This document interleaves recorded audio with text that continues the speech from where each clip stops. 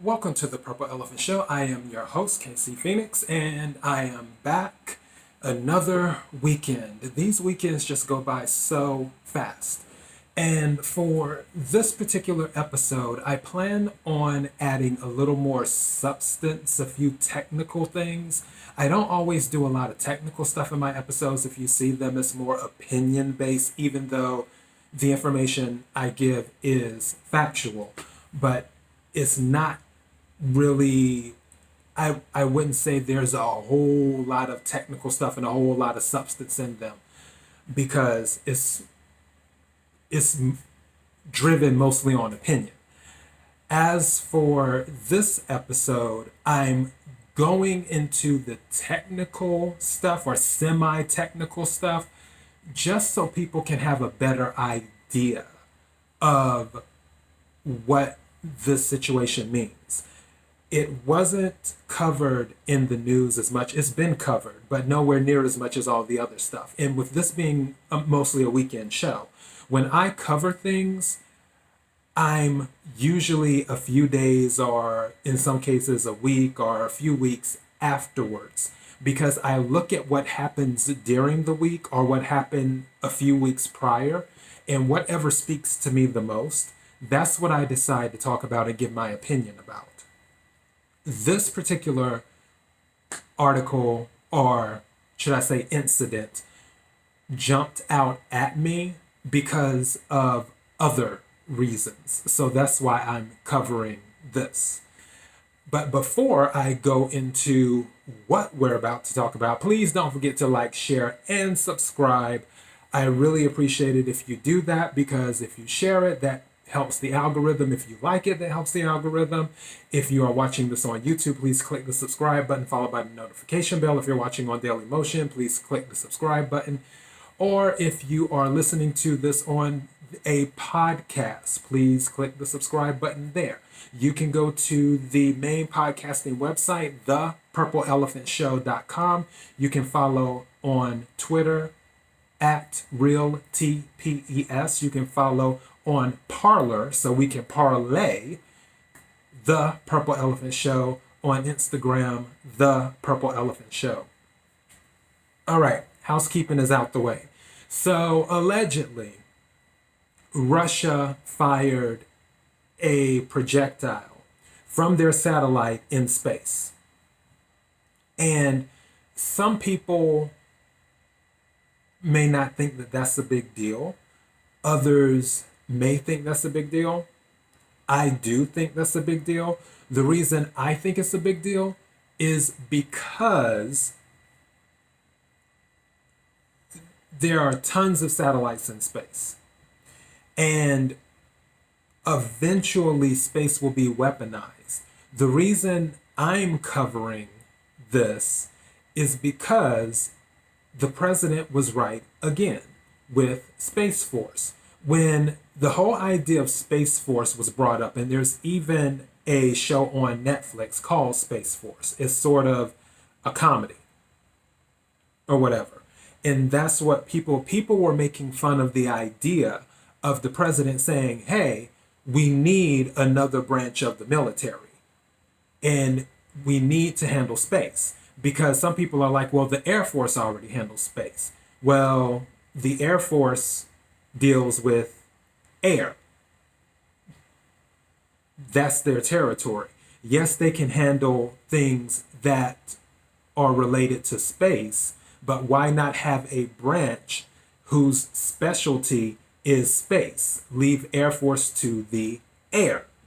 Just like with the Navy, theirs is the sea, even though you have Marines and so forth that are involved with the Navy and everything else, just like at Camp Pendleton. I know Marines and naval officers or naval soldiers are there.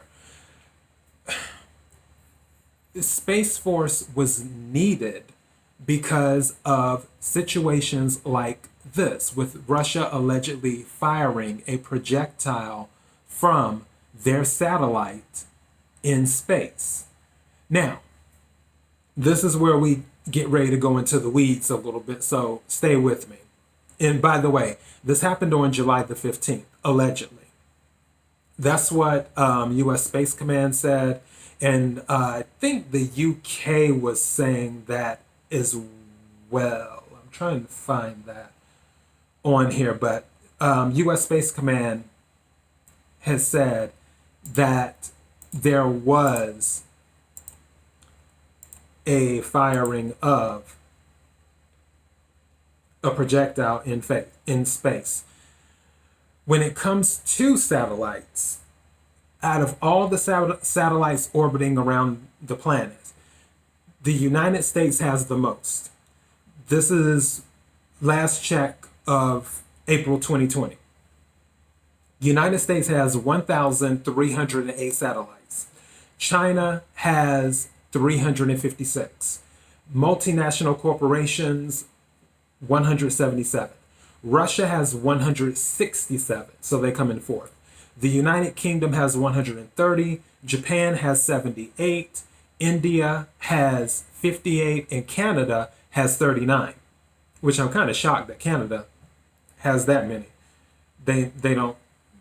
That country doesn't strike me as one that will have a lot of satellites in space. As for all the satellites that are used in space, 1,440 are commercial, 436 are government, 318 are mixed uses, 339 are military, and then 133 are civil. As for satellites themselves, there's different types. There's communication, oceanography, astronomy, and surveillance. With the communication satellites, those are the ones that are a really big deal. There's three types of communication when it comes to the communication satellites. There's telecommunications, broadcasting, and data communications. Those are a big deal if something were to happen to them. When you go and you swipe your credit card somewhere, if you're getting gas or doing whatever, all of that satellite related. With your ISP, which is Internet Service Provider, ISPs also rely on satellites. That's where they get their bandwidth from to get you your internet. And of course, you know, there are GPS satellites that allow people to know where they're going and also keep objects, whether it be ships or whatever, from crashing in planes, from crashing into each other. So there are a ton of things that are related to the satellites. Now, because the United States is in the lead here with 1,308 satellites, it would behoove us to maintain those satellites and make sure that other parties with nefarious intentions aren't able to do something. Russia's satellite firing a projectile while in space isn't a good thing. That is another example of the weaponization of space, which is why we need a space force to not just explore, because exploration is great, even though I feel we have a lot of exploring to do on planet Earth. Because for those who may not know, we've only explored maybe less than 10% of the ocean. Less than 10%. And we've been on planet Earth for a while now. Less than 10% of the ocean has been explored. Let's see, am I saying that right? Or no, I'm backwards. Less than 10% of the ocean has been explored. So that gives us 90%. They say 5%, but I'd say maybe a little bit more than 5%, because they've been saying 5% for decades now. I would think that we went past the 5% mark. So I'll just say less than 10%. So less than 10% of the ocean has been explored, meaning that there's at least 90% of the ocean that has not been explored. That might be a good thing, that might be a bad thing. And side note, I don't care what anybody says, the Meg is real. The megalodon is not dead. It is real. I don't care what any scientists say. I don't care what the government says. I don't care. God himself could come down and tell me that the megalodon is not alive. And I'd be like, I don't believe it. Go to the Mariana Trench. That's all I got to say about that. Anyways, back to this. So, with the exploration part, that's a good thing, but it's not, in my eyes, the main thing. The main thing is the weaponization of space. Because if another country decides that they want to go to war with us, if they are already more advanced than us when it comes to space weaponry, try saying that 3 times fast, with space weaponry, then that will put us in a bad position. And we don't want to be in a bad position. Right now, China is second. Now, they're not a close second because, as I said before, the United States is at 1,308 satellites. China is at 356 satellites. And I plan on my next episode, I plan on talking about China and the United States again because I'm sure you heard about the consulate situation when it comes to that. But China is still second. And more than likely, they're looking to catch up. Now, with satellites, they can be large as a bus or a megalodon, or they can be small cubes that are like 4 inches when it comes to satellites. And one thing that a lot of companies like SpaceX and Amazon are looking to do is launch more satellites into space. I take it they will be on the smaller end versus the larger end, because there are a lot of satellites that are orbiting around the planet that don't work anymore, which that's another thing that I feel Space Force should be working on, how to remove all the junk satellites from space and how to do it in an expeditious manner, because it's not good to have all this trash floating around the planet outside. We already have enough trash on the planet. We don't need to add trash outside of the planet. It's tacky. So I hope Space Force works on that. But with SpaceX and Amazon looking to launch satellites into space, they're looking to make 5G more available across the world, make broadband available across the world. Information will be carried across that. If there are other countries that are weaponized, more weaponized, and have advanced weaponry, I have to say it slowly, I can't say weaponry. There we go, got it. That are more advanced when it comes to their weapons in space, that leaves us at a bad position. And that is why we need the Space Force.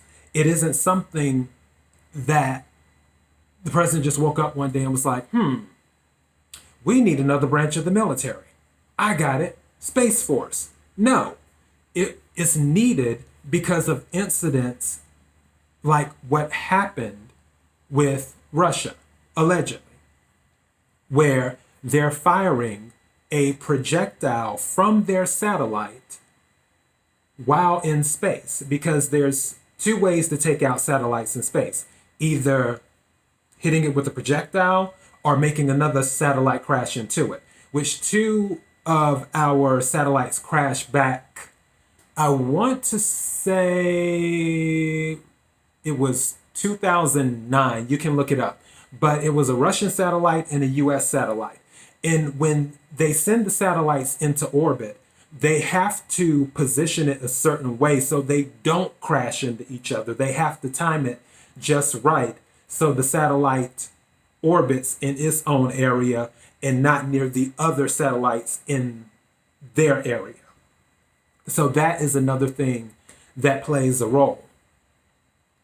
But as I said before, the biggest thing about this is a prime example of why Space Force is needed. Another thing that satellites are used for, just FYI, for the people with the climate change thing, when you hear Alexandria Ocasio-Cortez saying that, oh, well, everything's going to go bad in 12 years, that's a lie. One thing that the satellites up there are used for is for financial institutions before they invest in certain areas. They check to see what the rainfall has been, what the sea level is. Is there any erosion? As a matter of fact, for this particular part, it says with financial institutions, one question is, are my assets climate resilient? Assets, meaning homes, businesses, whatever that a financial institution is investing in. And then it says the amount of extreme rainfall and its severity is increasing, and the sea level rise will double coastal flood risk in major cities by 2050. I'll believe it when I see it. They've been saying that since I was in high school, and that was over 20 years ago. Now, at the same time, long-lasting droughts are becoming more prevalent. High-quality information on climate resilience is a priority to asset managers of financial institutions because of investments in agriculture and electricity sectors. Moreover, by combining this type of information with a weather model, forecasting analysis can highlight the upcoming risks and can be used as input for an early warning system. So that already lets you know these financial institutions that invest in certain assets, they take climate into consideration. If a financial institution sees that within 10 or 12 years that everything's going to go to hell, they will not sign off on mortgages or whatever or invest in that area. And the way that they investigate, or one of the ways that they investigate, is through satellites. So keep that in mind.